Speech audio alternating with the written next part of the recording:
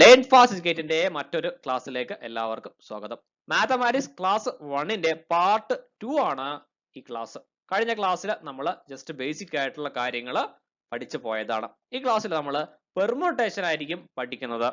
അടുത്ത പാർട്ടിൽ നമ്മൾ കോമ്പിനേഷനും അതുമായിട്ടെല്ലാം ബന്ധപ്പെട്ടുള്ള പ്രോബ്ലംസും കൂടുതലായിട്ട് ചെയ്ത് നോക്കുന്നതായിരിക്കും. അപ്പോൾ ഈ പെർമ്യൂട്ടേഷനും കോമ്പിനേഷനും പഠിക്കുന്നതിന് വേണ്ടിയിട്ട് നമ്മൾ മിനിമം അറിഞ്ഞിരിക്കേണ്ട കുറച്ച് ബേസിക് ആയിട്ടുള്ള കാര്യങ്ങൾ പാർട്ട് 1ൽ എടുത്തിരുന്നു. അത് കാണാത്ത ആരെങ്കിലും ഉണ്ടെങ്കിൽ ഉടൻ തന്നെ അത് കാണുക. അതിനുശേഷം മാത്രം പാർട്ട് 2 കാണുക. ഓക്കെ. അപ്പോൾ പെർമ്യൂട്ടേഷനും കോമ്പിനേഷനും നമ്മൾ പഠിക്കേണ്ടതുണ്ടോ, ഇതെല്ലാം സിലബസിലുണ്ടോ എന്നുള്ള സംശയങ്ങൾ പലർക്കുമുണ്ട്. അതിനുള്ള സംശയം വേണ്ടതാനും. കാരണം സ്റ്റാറ്റിസ്റ്റിക്സ് പ്രോബ്ലംസ് ചോദിക്കുമ്പോഴത്തേക്കും തീർച്ചയായിട്ടും പെർമ്യൂട്ടേഷനും കോമ്പിനേഷനും അറിഞ്ഞാൽ മാത്രമേ നമുക്ക് ആ പ്രോബ്ലംസ് അറ്റൻഡ് ചെയ്യാനായിട്ട് സാധിക്കുകയുള്ളൂ. ഒരുപാട് പ്രോബ്ലംസ് സ്റ്റാറ്റിസ്റ്റിക്സ് എന്ന് ചോദിക്കുന്നത് പെർമ്യൂട്ടേഷന്റെയും കോമ്പിനേഷന്റെയും സഹായത്തോടു കൂടിയാണ് നമ്മൾ സോൾവ് ചെയ്യുന്നത്. ഇത് വളരെ ബേസിക് ആയിട്ടുള്ള കാര്യമാണ്. ഇത് പ്രത്യേകം സിലബസിൽ പറയണമെന്നില്ല. പറഞ്ഞില്ല എങ്കിൽ നമ്മളിത് പഠിക്കേണ്ടതാണ്. ഇത് പഠിച്ചാൽ മാത്രമേ നമ്മൾക്ക് ആ കാര്യങ്ങളെല്ലാം തന്നെ ചെയ്യുവാനായിട്ട് സാധിക്കുകയുള്ളൂ. Permutation, combination, set theory, differentiation, integration പോലെയുള്ള കാര്യങ്ങളെല്ലാം തന്നെ നമ്മൾ പഠിക്കേണ്ടതുണ്ട്. എന്നാൽ മാത്രമേ സ്റ്റാറ്റിസ്റ്റിക്സിലെ പല കാര്യങ്ങളും നമ്മൾക്ക് പ്രോബ്ലംസ് എല്ലാം തന്നെ ചെയ്യുവാനായിട്ട് സാധിക്കുകയുള്ളൂ. ഓക്കെ. കഴിഞ്ഞ ക്ലാസ്സിൽ ഫാക്ടോറിയൽ നൊട്ടേഷൻ വളരെ എളുപ്പമുള്ള ടോപ്പിക്കാണ്. ഫാക്ടോറിയൽ നൊട്ടേഷൻ എന്താണെന്ന് നമ്മൾ പഠിച്ചതാണ്. മൾട്ടിപ്ലിക്കേഷൻ റൂള് പഠിച്ചതാണ്. അഡിഷൻ റൂള് പഠിച്ചതാണ്. ഇന്നത്തെ ക്ലാസ്സിൽ നമ്മൾ permutation, circular permutation, non distinct permutation ഇതെന്താണെന്നാണ് പഠിക്കാനായിട്ട് പോകുന്നത്. ഓക്കെ. ഇനി അടുത്ത പാർട്ടിലായിട്ടായിരിക്കും നമ്മൾ കോമ്പിനേഷനും അതുമായിട്ട് റിലേറ്റഡ് ആയിട്ടുള്ള കുറച്ച് കാര്യങ്ങളും പഠിക്കുന്നത്. ഓക്കെ. അപ്പോൾ നമ്മൾക്ക് ക്ലാസ്സുകളിലേക്ക് കടക്കാം. ഒന്നുകൂടി നിങ്ങളെ ഓർമ്മിപ്പിക്കുകയാണ്, ക്ലാസ്സുകൾ നമ്മൾ ഈ വരുന്ന 10-ാം തീയതി മുതൽ സ്റ്റാർട്ട് ചെയ്യുന്നതാണ്. അപ്പോൾ ഉടനടി ജോയിൻ ചെയ്ത് കഴിഞ്ഞാൽ നമുക്ക് 10-ാം തീയതി മുതൽ തന്നെ നമ്മുടെ ഷെഡ്യൂൾ പ്രകാരം നമ്മൾക്ക് ക്ലാസ്സുകൾ കാണുകയും മോക്ക് ടെസ്റ്റുകളെല്ലാം അറ്റൻഡ് ചെയ്ത് നമ്മൾക്കൊരു കൃത്യമായിട്ടുള്ള ഒരു വേയിൽ നമ്മൾ സിസ്റ്റമാറ്റിക് ആയിട്ട് പഠിച്ചു പോകാവുന്നതാണ്. ഓക്കെ. എപ്പോൾ വേണമെങ്കിലും നിങ്ങൾക്ക് ജോയിൻ ചെയ്യാം. 10-ാം തീയതിക്ക് ശേഷം നിങ്ങൾ ലേറ്റ് ആയി പോയി കഴിഞ്ഞാലും കുഴപ്പമൊന്നുമില്ല. എപ്പോൾ വേണമെങ്കിലും നിങ്ങൾക്ക് ജോയിൻ ചെയ്യാവുന്നതാണ്. നിങ്ങൾ ജോയിൻ ചെയ്യുമ്പോഴത്തേക്കും ഇതുവരെ എടുത്തിട്ടുള്ള എല്ലാ ക്ലാസ്സുകളും മിസ്സാവുന്നതല്ല. നിങ്ങൾക്ക് അത് ഇതുവരെ എടുത്തിട്ടുള്ള ക്ലാസ്സുകളും മോക്ക് ടെസ്റ്റുകളും നിങ്ങൾ എപ്പോൾ ജോയിൻ ചെയ്ത് കഴിഞ്ഞാലും നിങ്ങൾക്കത് കിട്ടുന്നതായിരിക്കും. ഓക്കെ. അപ്പോൾ നേരത്തെ തന്നെ ജോയിൻ ചെയ്യുന്നതായിരിക്കും കുറച്ചും കൂടി നല്ലത്. നമ്മൾക്ക് സമയം കൃത്യമായിട്ട് യൂസ് ചെയ്യാനായിട്ടൊക്കെ സാധിക്കും. പലരും വീട്ടിലെ കാര്യങ്ങളൊക്കെ നോക്കേണ്ടി വരും. പുറത്ത് ജോലി ചെയ്യുന്ന ഒരുപാട് പേരുണ്ടാകും. അപ്പോൾ അവർക്കെല്ലാം തന്നെ വേഗം തന്നെ ചേരുന്നതായിരിക്കും കുറച്ചും കൂടി നല്ലത്. ലേറ്റ് ആയി കഴിഞ്ഞ് കഴിഞ്ഞാൽ ഒരു ദിവസം 1 hourന് പകരമായിട്ട് 2 hours ഒക്കെ കാണേണ്ടി വരും. അല്ലെങ്കിൽ സൺഡേ സാറ്റർഡേ ഒക്കെ കാണേണ്ടി വരും. അപ്പോൾ അത് ഒഴിവാക്കുന്നതിന് വേണ്ടിയിട്ട് വളരെ സിസ്റ്റമാറ്റിക് ആയിട്ട് പഠിച്ചു പോകുന്നത് തന്നെയായിരിക്കും നല്ലത്. ഓക്കെ. പെർമ്യൂട്ടേഷൻ. പെർമ്യൂട്ടേഷൻ എന്താണ്, കോമ്പിനേഷൻ എന്താണ്, ഇതൊക്കെ എവിടെയൊക്കെയാണ് ഉപയോഗിക്കേണ്ടത്? ഇതാണ് പലർക്കുമുള്ള സംശയം. ഒരു ക്വസ്റ്റ്യൻ കിട്ടിക്കഴിഞ്ഞാൽ അവിടെ ഉപയോഗിക്കേണ്ടത് പെർമ്യൂട്ടേഷൻ ആണോ അല്ലെങ്കിൽ കോമ്പിനേഷൻ ആണോ എന്നതാണ് പലർക്കുമുള്ള സംശയം. ഓക്കെ. അപ്പോൾ പെർമ്യൂട്ടേഷൻ ഉപയോഗിക്കുന്ന കേസസ് എവിടെയൊക്കെയാണ്? ക്വസ്റ്റ്യനിൽ അറേഞ്ച്മെന്റ് എന്ന് കണ്ടിട്ടുണ്ടെങ്കിൽ അറേഞ്ച്മെന്റ് വിത്തൗട്ട് റീപ്ലേസ്മെന്റ് ആയിരിക്കും ഒബ്വിയസ്ലി. ഡെഫിനറ്റ് ഓർഡർ എന്ന് തിരിച്ചു കൊടുക്കണം എന്നല്ല, ഓർഡറിലായിരിക്കും കൊടുക്കുന്നത്. ഓക്കെ. ഓർഡർ അവിടെ ഉണ്ടാകും, അല്ലെങ്കിൽ അത് അറേഞ്ച്മെന്റ് ആയിരിക്കും.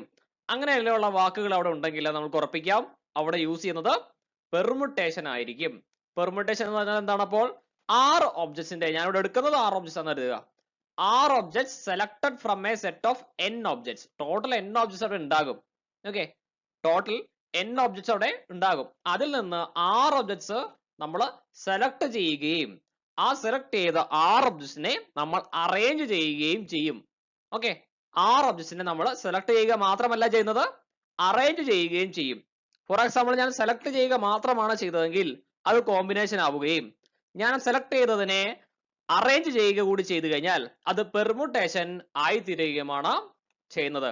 ഓക്കെ. അപ്പോൾ സിമ്പിൾ ആയി പറഞ്ഞു കഴിഞ്ഞാൽ കുറച്ച് ഒബ്ജക്ട്സ് അവിടെ ഉണ്ടാകും. ആ ഒബ്ജക്ട്സിൽ നിന്ന് ഒരു 6 ഒബ്ജക്ട്സ് നമ്മൾ സെലക്ട് ചെയ്യും. സെലക്ട് ചെയ്തതിനു ശേഷം അതിനെ അറേഞ്ച് ചെയ്യും. അപ്പോൾ എത്ര തരത്തിൽ n ഒബ്ജക്ട്സിൽ നിന്ന് 6 ഒബ്ജക്ട്സിനെ നമ്മൾക്ക് സെലക്ട് ചെയ്തതിനു ശേഷം അറേഞ്ച് ചെയ്യാനായിട്ട് സാധിക്കും, എത്ര അറേഞ്ച്മെന്റ്സ് അവിടെ പോസിബിൾ ആണ് എന്നതാണ് പെർമ്യൂട്ടേഷൻ കൊണ്ട് ഉദ്ദേശിക്കുന്നത്. ഓക്കെ. ഇനി നമ്മൾക്ക് ഈ തിയറം എങ്ങനെയാണെന്ന് നോക്കാം. തിയറം വായിച്ചു നോക്കുക. The number of permutations of n distinct objects selected are at a time without replacement is denoted by, denote ചെയ്യുന്നത് NPR ആണ്. പല രീതിയിലുള്ള ഡിനോട്ടേഷൻ ഉണ്ട് എന്ന് നിങ്ങൾക്ക് അറിയാം. ഓക്കെ, അപ്പോൾ ഇവിടെ കൊടുത്തിരിക്കുന്നത് മനസ്സിലാകുന്നതിന് വേണ്ടിയിട്ട് ഞാൻ ജസ്റ്റ് ഇങ്ങനെ പറയുകയാണ്. ഓക്കെ, അപ്പോൾ ആദ്യം നമ്മൾ കൺസിഡർ ചെയ്യുക ടോട്ടൽ n ഒബ്ജക്ട്സ് ഉണ്ടാകും. അതിൽ നിന്ന് നമ്മൾക്ക് 6 ഒബ്ജക്ട്സ് സെലക്ട് ചെയ്യണം അല്ലെ, 6 ഒബ്ജക്ട്സ് സെലക്ട് ചെയ്യണം. ഓക്കെ, അപ്പോൾ ആദ്യം തന്നെ ഒരു ഒബ്ജക്ട് ഞാൻ സെലക്ട് ചെയ്യുകയാണ്. ആദ്യം n ഒബ്ജക്ട്സ് നിന്ന് ഒരു ഒബ്ജക്ട് സെലക്ട് ചെയ്യുന്നത് എത്ര രീതിയിൽ പറ്റും? എത്ര രീതിയിൽ പറ്റും? n ബേസിൽ പറ്റും അല്ലെ. ഓക്കെ, ആദ്യത്തെ ഒരു ഒബ്ജക്ട് സെലക്ട് ചെയ്യാനായിട്ട് n ബേസിൽ പറ്റും. സെക്കൻഡ് ഒബ്ജക്ട് സെലക്ട് ചെയ്യാനായിട്ട് എത്ര ബേസിൽ പറ്റും? ബാക്കി n-1 ഒബ്ജക്ട്സ് അല്ല റിമൈനിങ് ആയിട്ടുള്ളത്, ഒരെണ്ണം ഞാൻ ഓൾറെഡി എടുത്തല്ലോ, അത് n-1 ബേസിൽ പറ്റും. തേർഡ് ഒബ്ജക്ട് എത്ര ബേസിൽ പറ്റും? n-3 ബേസിൽ പറ്റും. അപ്പോൾ ആർത്ത് ഒബ്ജക്ട് എത്ര ബേസിൽ നമുക്ക് സെലക്ട് ചെയ്യാൻ സാധിക്കും, അല്ലെങ്കിൽ എത്ര ചോയ്സസ് നമ്മുടെ മുന്നിൽ ഉണ്ടാകും? n-r+1 ചോയ്സസ് നമ്മുടെ മുന്നിൽ ഉണ്ടാകും. ഓക്കെ, അപ്പോൾ ഇതിന്റെ പ്രൊഡക്റ്റ് ആണ് നമ്മൾക്ക് npr ആയിട്ട് കിട്ടുന്നത്. n into n-1 into n-2 into etc up to n-r+1 which is equal to n factorial divided by n-r factorial. For example, 6 total ഒബ്ജക്ട്സിൽ നിന്ന് 4 ഒബ്ജക്ട്സ് നമ്മൾക്ക് സെലക്ട് ചെയ്യുകയും അത് അറേഞ്ച് ചെയ്യുകയും ചെയ്യണം. അപ്പോൾ എത്ര വേസിൽ അത് പറ്റും? 6p4 വേസിൽ അത് പറ്റും. 6 factorial divided by 6 minus 4 factorial അഥവാ 6 factorial divided by 2 factorial. Okay, clear ആണല്ലോ? കുറച്ച് പ്രോബ്ലംസ് നമുക്ക് ജസ്റ്റ് ഒന്ന് ചെയ്തു നോക്കാം. ഓക്കെ, ആദ്യത്തെ പ്രോബ്ലം നോക്കുക.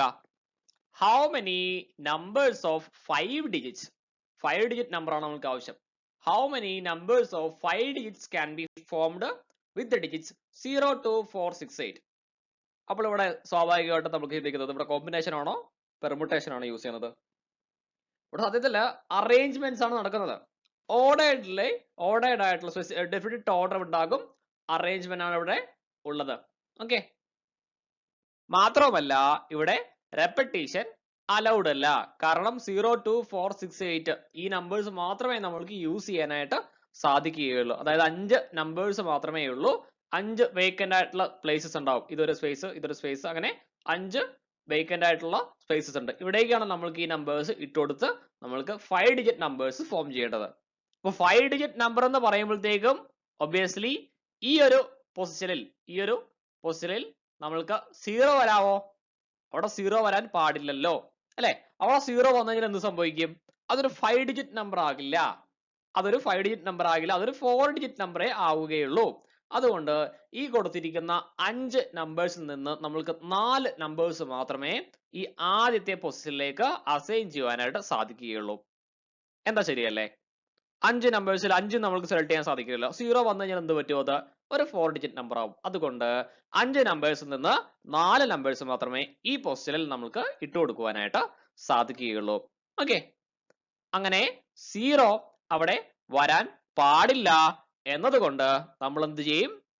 അവിടെ ബാക്കിയുള്ള 4 ചോയ്സസ് അല്ലെ, ബാക്കിയുള്ള 4 ചോയ്സസിൽ ഏതെങ്കിലും ഒന്ന് നമുക്ക് അസൈൻ ചെയ്യാനായിട്ട് സാധിക്കും. ഓക്കെ, അപ്പോൾ അത് 4 വേസിൽ നമുക്കത് സാധിക്കും. അപ്പോൾ ഇനി ബാക്കി എത്ര നമ്പേഴ്സ് നമ്മുടെ കയ്യിലുണ്ടോ? 0 അല്ലാത്ത 3 നമ്പേഴ്സും പിന്നെ 0യും അല്ലെ. 0 അല്ലാത്ത ഏതൊരു നമ്പർ നമ്മളിവിടെ അസൈൻ ചെയ്തു, ഈ ഒരു പൊസിഷനിൽ അസൈൻ ചെയ്തു. അതല്ലാതെ ബാക്കിയുള്ള 4 നമ്പേഴ്സ് ഉണ്ടല്ലോ, 0 അല്ലാത്ത നമ്പേഴ്സിൽ കുറച്ച് 3 നമ്പേഴ്സ് കൂടി നമ്മുടെ കയ്യിലുണ്ട്, പിന്നെ 0യും ഉണ്ട്.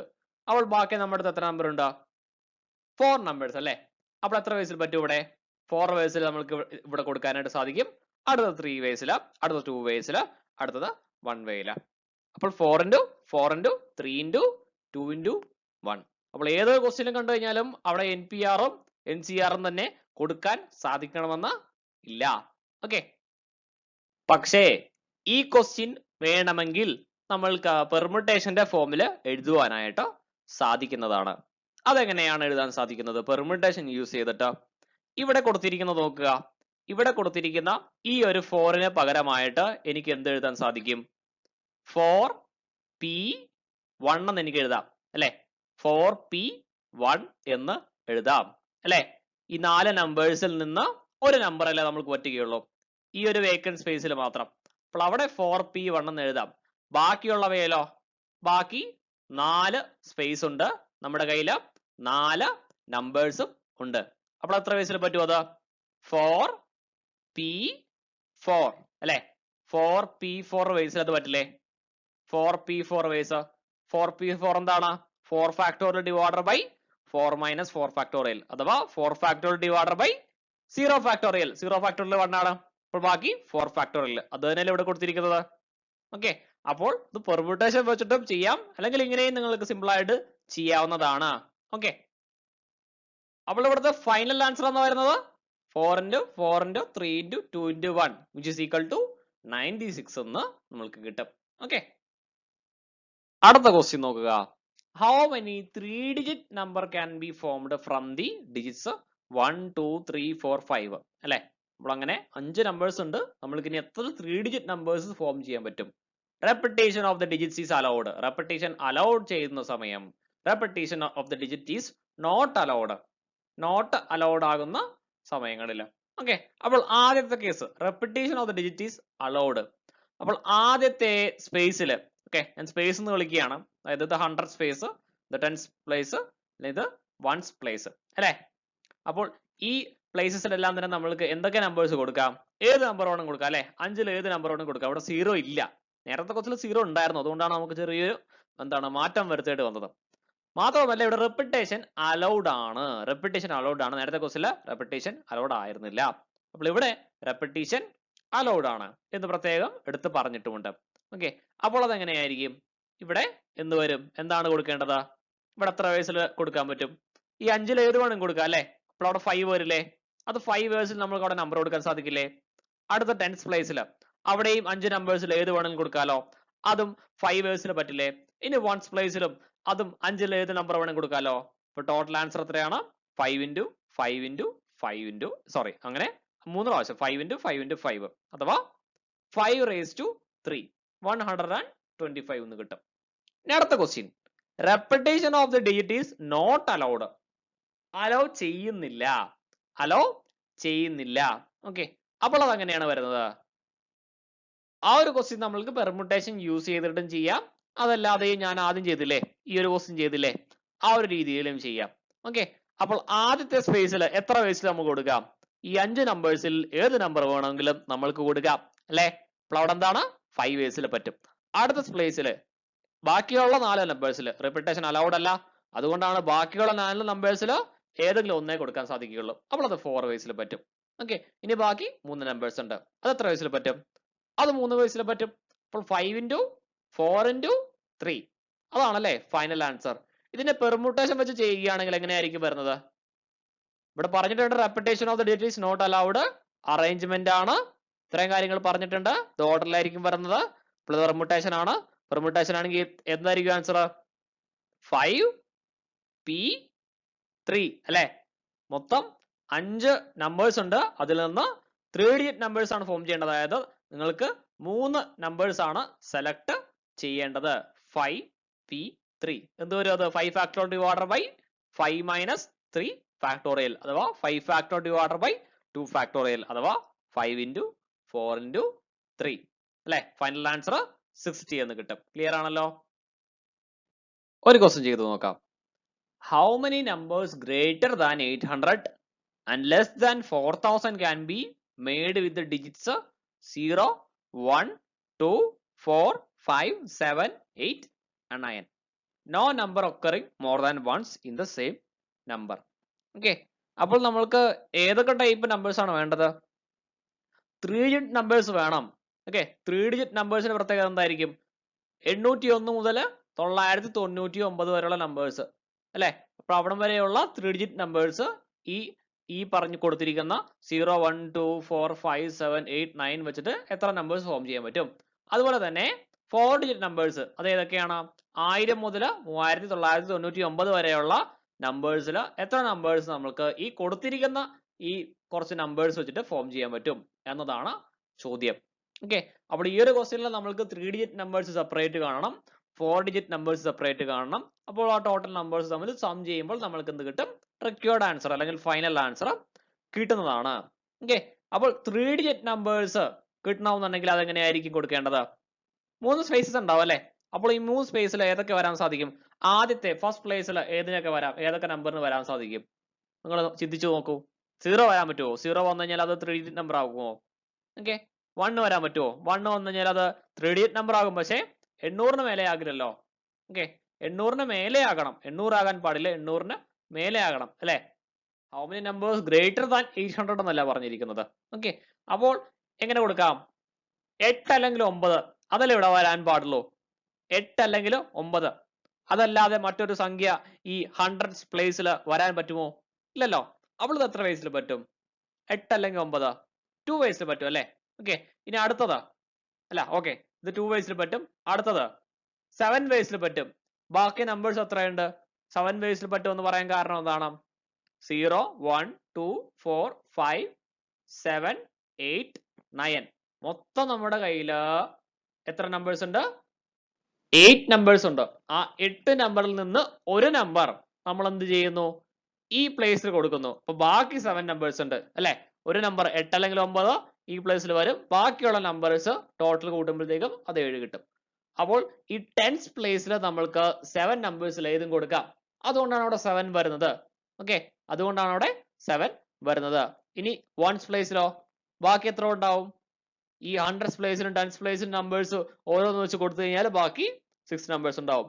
ആ 6 നമ്പേഴ്സിൽ ഏത് വേണമെങ്കിലും 1st പ്ലേസിൽ വരുവാനായിട്ട് സാധിക്കും.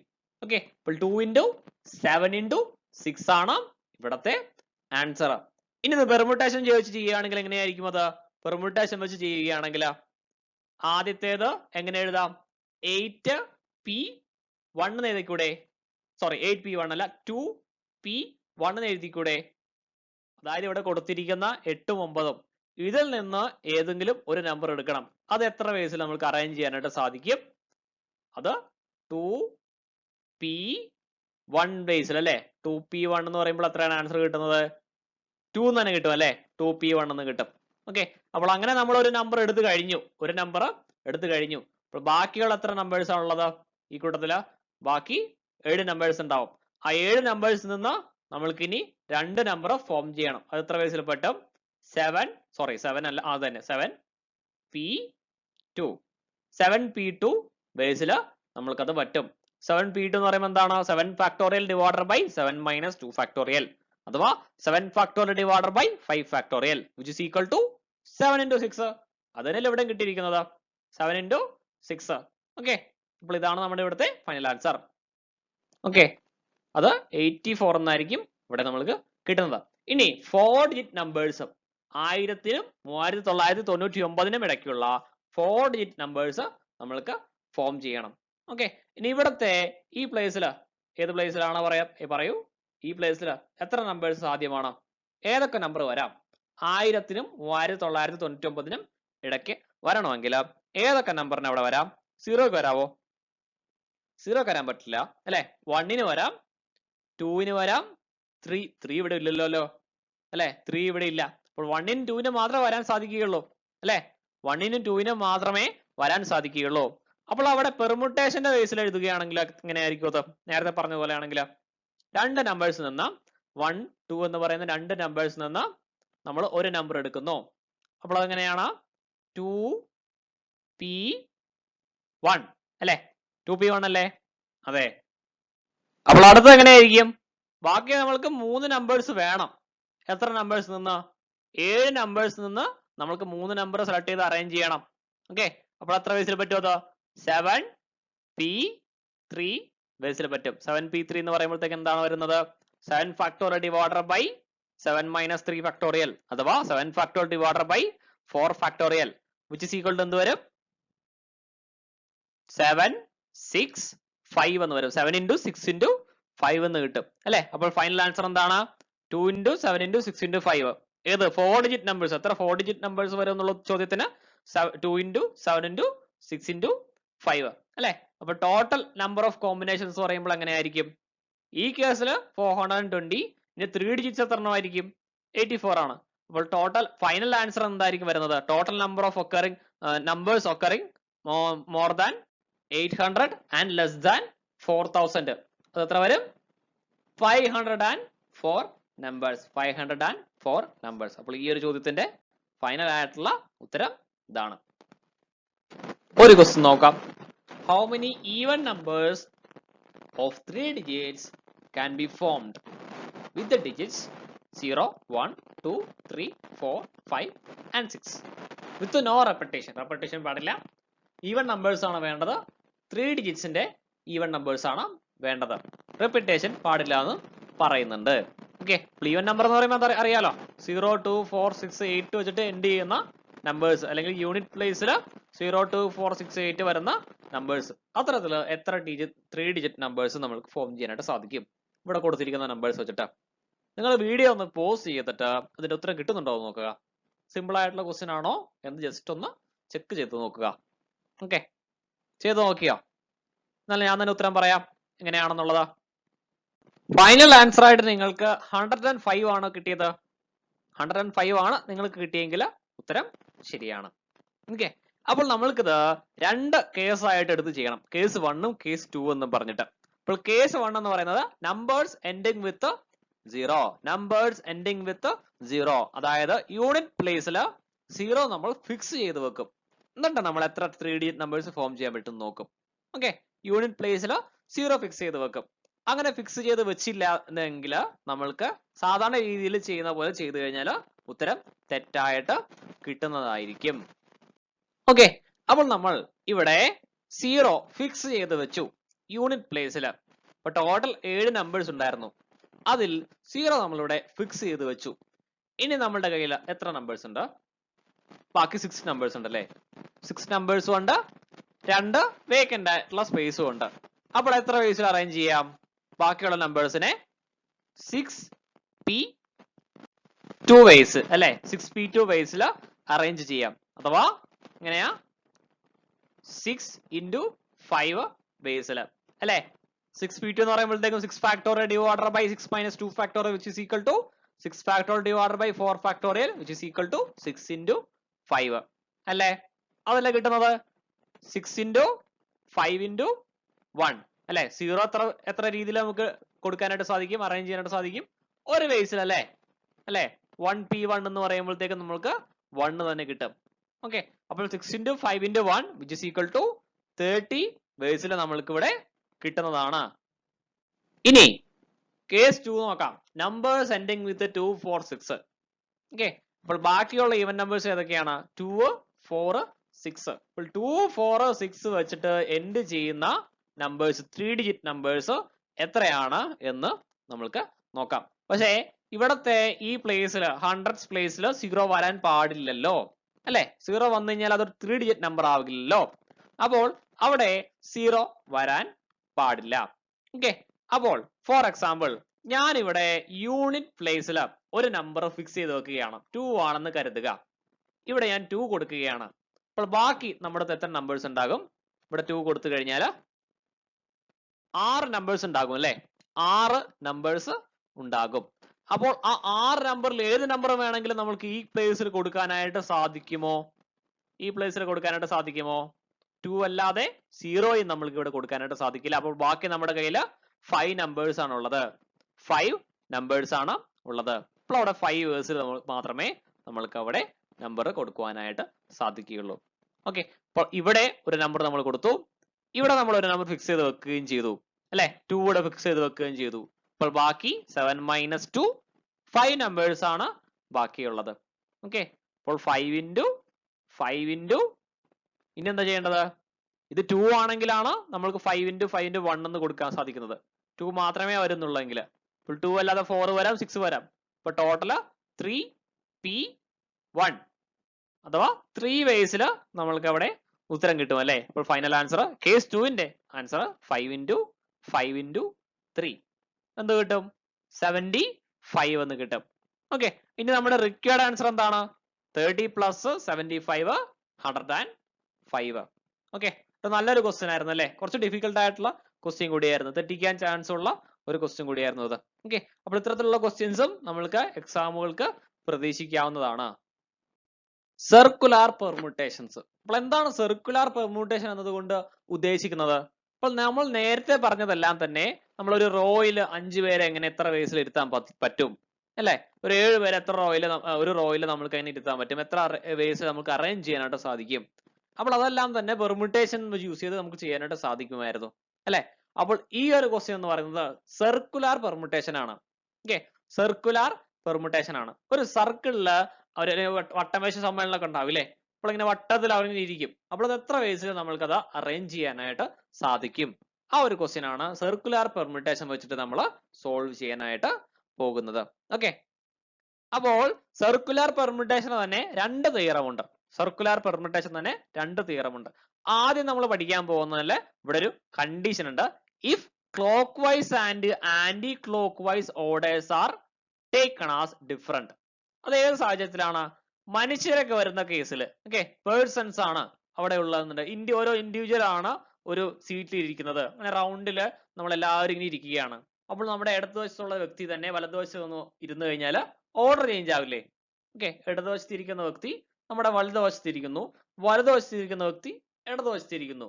അപ്പോൾ രണ്ടും രണ്ട് ഓർഡർ അല്ലേ നമുക്ക് തരുന്നത്? സെയിം ഓർഡർ എന്ന് പറയാൻ സാധിക്കില്ലല്ലോ. അങ്ങനെയുള്ള കേസുകളിൽ നമുക്ക് പറയാൻ സാധിക്കും ക്ലോക്ക് വൈസും ആന്റി ക്ലോക്ക് വൈസ് ഓർഡറും നമ്മൾ ഡിഫറെന്റ് ആയിട്ട് തന്നെ കൺസിഡർ ചെയ്യുന്നു. ഇങ്ങനെയുള്ള കേസിൽ നമ്മൾക്ക് ഒരു ക്വസ്റ്റ്യൻ ചോദിക്കുകയാണ്, the number of circular permutation of n different objects taken all at a time. എന്താണ് അതിന്റെ answer? n-1 factorial. For example ഈ ഒരു ക്വസ്റ്റ്യൻ നോക്കുക. 15 persons 15 പേരാണ് കേട്ടോ. 15 persons were invited to a party. 15 പേര് പാർട്ടിക്ക് ഇൻവൈറ്റ് ചെയ്തിരിക്കുകയാണ്. In how many ways can they and the host be seated at a circular table? മൊത്തം 16 പേരുണ്ടാവും അല്ലെ? 15 പേരെ ഇൻവൈറ്റ് ചെയ്തു. ആ 15 പേരും പിന്നെ അവിടുത്തെ ഹോസ്റ്റും, അതായത് ആരുടെ വീട്ടിലേക്കാണ് ഇൻവൈറ്റ് ചെയ്തിരിക്കുന്നത് ആ വ്യക്തിയും. 15 + 1 16 പേര് അവിടെ ഉണ്ടാവും. അപ്പോൾ 16 പേർക്ക് എങ്ങനെയായിരിക്കും സീറ്റിംഗ് അറേഞ്ച്മെന്റ്? സർക്കുലർ ടേബിളിലാണെങ്കിൽ n-1 ഫാക്ടോറിയൽ വെച്ച് പറയുകയാണെങ്കിൽ 16 - 1 factorial which is equal to 15 factorial വേസിൽ നമ്മൾക്ക് അവരെ അറേഞ്ച് ചെയ്യുവാനായിട്ട് സാധിക്കും. ഓക്കെ, അപ്പോൾ സർക്കുലർ പെർമുട്ടേഷനിലെ ഈ തിയറം മനസ്സിലായല്ലോ. ഓക്കെ, അപ്പോൾ ഇവിടെ ശ്രദ്ധിക്കേണ്ടത് ക്ലോക്ക് വൈസും ആന്റി ക്ലോക്ക് വൈസ് ഓർഡേഴ്സും ഡിഫറെന്റ് ആയിട്ടാണ് കൺസിഡർ ചെയ്യുന്നത്. അതായത് ഞാനിവിടെ ഇങ്ങനെ ഇരിക്കുകയാണ്, എന്റെ ഇടതുവശത്ത് ഇരിക്കുന്ന വ്യക്തി പിന്നെ എന്റെ വലതുവശത്തോട്ട് വന്നു കഴിഞ്ഞാൽ അവിടെ ഓർഡർ ചേഞ്ച് ആയി. എന്റെ തൊട്ടടുത്തിരിക്കുന്നതെന്ന് പറഞ്ഞിട്ട് കാര്യമില്ല. ഇടതുവശത്തിരിക്കുന്ന വ്യക്തി വലതുവശത്തിരുന്ന് ഇരിക്കുകയും വലതുവശത്തിരിക്കുന്ന വ്യക്തി ഇടതുവശത്ത് വന്ന് ഇരിക്കുകയും ചെയ്തു കഴിഞ്ഞാൽ അവിടെ ഓർഡർ ചേഞ്ച് ആവുകയാണ് ചെയ്യുന്നത്. ഓക്കെ, അപ്പോൾ ആ ഒരു കേസിലാണ് നമ്മൾ n-1 ഫാക്ടോറിയൽ യൂസ് ചെയ്യുന്നത്. ഇനി സപ്പോസ് നെക്സ്റ്റ് തിയറമാണ് പറയുന്നത് ക്ലോക്ക് വൈസും ആന്റി ക്ലോക്ക് വൈസ് അറേഞ്ച്മെന്റും ഒരുപോലെ നമ്മൾ കൺസിഡർ ചെയ്യുന്നു. ഓക്കെ, ക്ലോക്ക് വൈസ് ആണെങ്കിലും ആന്റി ക്ലോക്ക് വൈസ് ആണെങ്കിലും അവിടെ വ്യത്യാസമൊന്നും ഇല്ല എന്നാണ് നമ്മൾ കൺസിഡർ ചെയ്യുന്നത്. ഫോർ എക്സാമ്പിൾ ഈ ഒരു ക്വസ്റ്റ്യൻ നോക്കുക.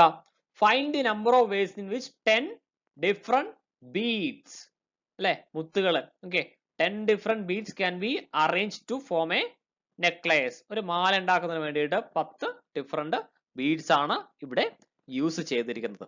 ഓക്കെ, അപ്പോൾ ഇങ്ങനെ മാല ഉണ്ടാക്കുന്ന കേസിൽ അത് ആന്റി ക്ലോക്ക് വൈസ് ആണോ ക്ലോക്ക് വൈസ് ആണോ എന്നുള്ളത് അവിടെ കാര്യമാക്കുന്നില്ല. അപ്പൊ മനുഷ്യന്മാരുടെ പോലെയല്ല, മനുഷ്യന്മാർ സീറ്റിൽ വന്നിരിക്കുന്നത് പോലെയല്ല. ഇവിടെ ഇടതുവശത്താണോ വലതുവശത്താണോ എന്നുള്ളത് കാര്യമാക്കുന്നില്ല. ഇവിടെ ക്ലോക്ക് വൈസും ആന്റി ക്ലോക്ക് വൈസ് അറേഞ്ച്മെന്റും സെയിം ആയിട്ട് തന്നെയാണ് കൺസിഡർ ചെയ്യുന്നത്. ഇങ്ങനെയുള്ള കേസിൽ നമുക്ക് എന്ത് കിട്ടും?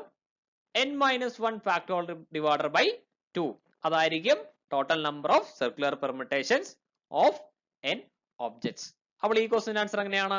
Find the number of ways in which 10 different beads can be arrange to form a necklace. അതായത് ഇവിടെ ക്ലോക്ക് വൈസും ആന്റി ക്ലോക്ക് വൈസ് അറേഞ്ച്മെന്റും സെയിം ആയിട്ട് കൺസിഡർ ചെയ്യുന്ന ഒരു ക്വസ്റ്റ്യൻ ആണ്. അതുകൊണ്ട് ഇവിടെ നമുക്ക് ആൻസർ പറയാൻ പറ്റി സാധിക്കും 10-1 factorial divided by 2 which is equal to 9 factorial divided by 2. Okay, അപ്പോൾ നേരത്തെ പറഞ്ഞ തിയറവും ഈ തിയറവും തമ്മിലുള്ള ഒരു വ്യത്യാസം മനസ്സിലായല്ലോ. സർക്കുലർ പെർമുട്ടേഷൻ എന്ന് പറഞ്ഞ് പ്രത്യേകം സിലബസിൽ പറയണമെന്നില്ല, പെർമുട്ടേഷൻ എന്ന് മാത്രമായിരിക്കും. എന്നാൽ സർക്കുലർ പെർമുട്ടേഷൻ നിന്നുള്ള ക്വസ്റ്റ്യൻസും നമ്മൾക്ക് പ്രതീക്ഷിക്കാവുന്നതാണ്.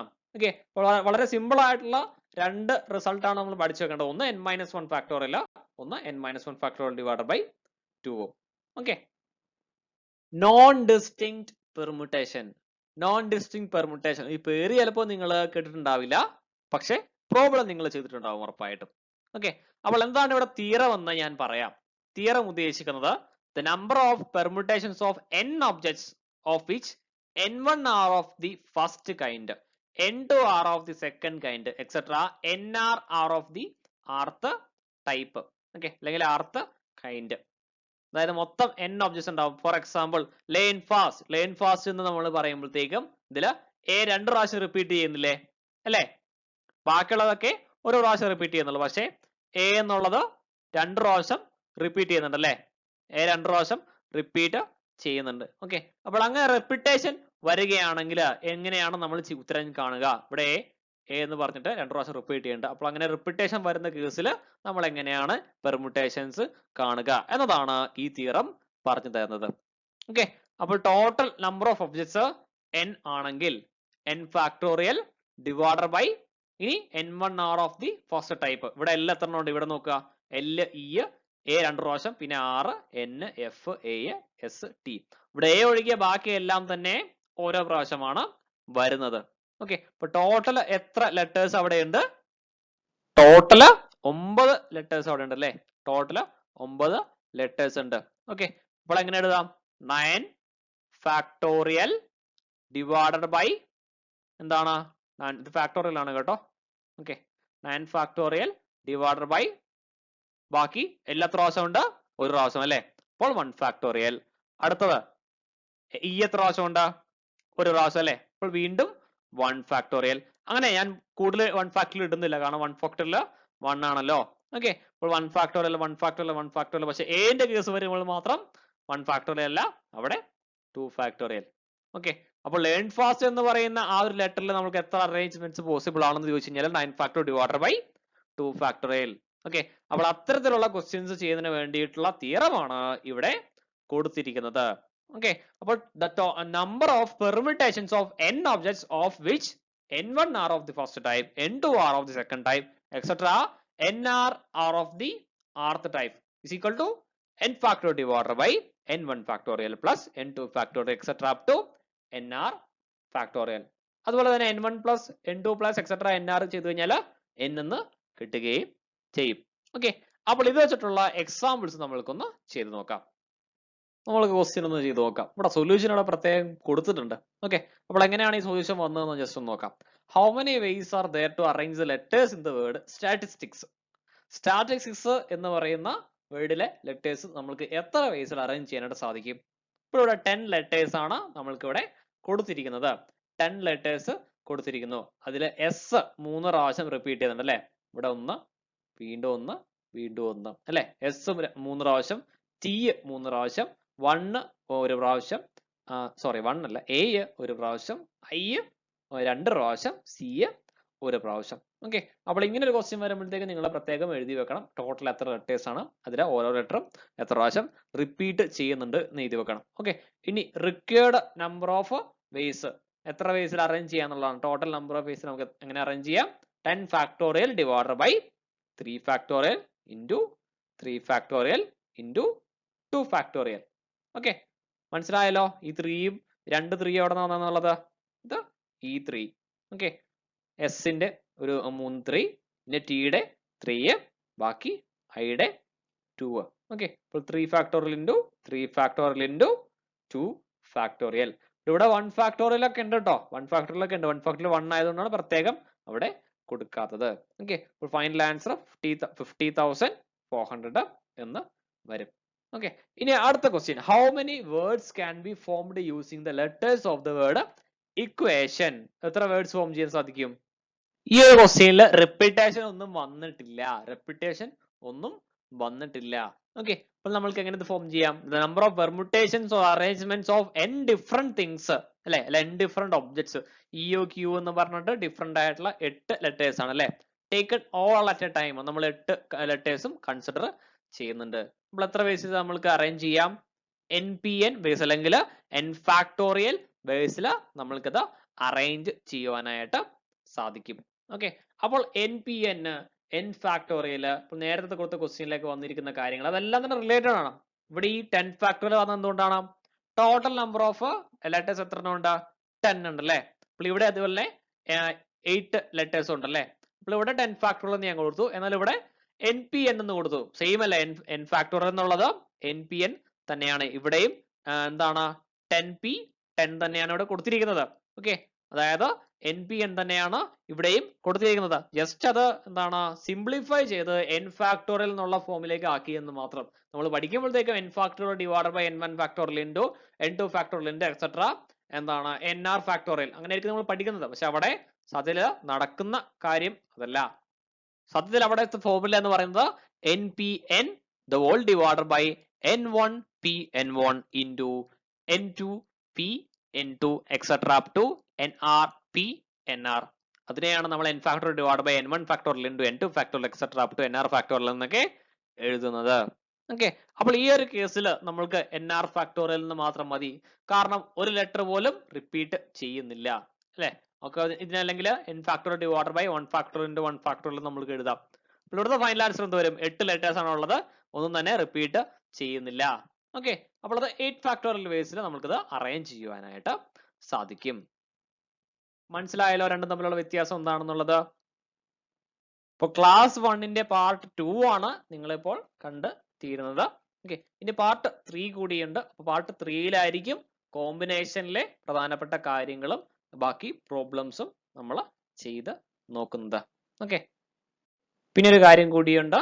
സിലബസ് വന്നതിന് ശേഷം പഠിക്കാനായിട്ട് ഇരിക്കുന്നുണ്ടെങ്കിൽ എന്താണ് പ്രശ്നം എന്ന് വെച്ച് കഴിഞ്ഞാൽ റിസർച്ച് ഓഫീസറിന്റെ എക്സാമിന്റെ പോലെയല്ല സ്റ്റാറ്റിസ്റ്റിക്കൽ അസിസ്റ്റന്റ് അല്ലെങ്കിൽ സ്റ്റാറ്റിസ്റ്റിക്കൽ ഇൻവെസ്റ്റിഗേറ്ററിന്റെ PSC എക്സാമിന് ടോപ്പിക്സ് കൂടാൻ ചാൻസ് ഉണ്ട്. ഓക്കെ, അപ്പോൾ ROയ്ക്ക് റിസർച്ച് ഓഫീസർ ഉണ്ടായിരുന്നതിനേക്കാൾ കൂടുതൽ ടോപ്പിക്സ് കവർ ചെയ്യേണ്ട ഒരു അവസ്ഥ നമ്മൾക്ക് വരും. അങ്ങനെ വന്നു കഴിഞ്ഞാൽ ചുരുങ്ങിയ സമയം കൊണ്ട് നമ്മൾക്ക് എല്ലാം തീർക്കുവാനായിട്ട് സാധിക്കുന്നതല്ല. ഓക്കെ, അപ്പോൾ സിലബസ് വരുന്നതിന് മുന്നോടി തന്നെ സ്റ്റാറ്റിസ്റ്റിക്സിലെ പ്രധാനപ്പെട്ട കാര്യങ്ങളെല്ലാം തന്നെ നമ്മൾ കവർ ചെയ്ത് കഴിഞ്ഞാൽ ബാക്കിയുള്ള സമയം നമ്മൾക്ക് സിലബസ് കൂടുതലായിട്ട് ഉണ്ടെങ്കിൽ അത് വേഗം തീർക്കുവാനും റിവിഷൻസും മോഡൽ എക്സാംസും എല്ലാം ഒരുപാട് ചെയ്യുന്നതിന് വേണ്ടിയിട്ടുള്ള സമയവും ലഭിക്കുന്നതാണ്. ടൈം നമ്മൾക്ക് വളരെ നന്നായിട്ട് തന്നെ യൂട്ടിലൈസ് ചെയ്യുവാനായിട്ട് സാധിക്കും. ഓക്കെ, അടുത്ത പാർട്ട് ഉടനെ തന്നെ ഇടുന്നതാണ്. Thank you.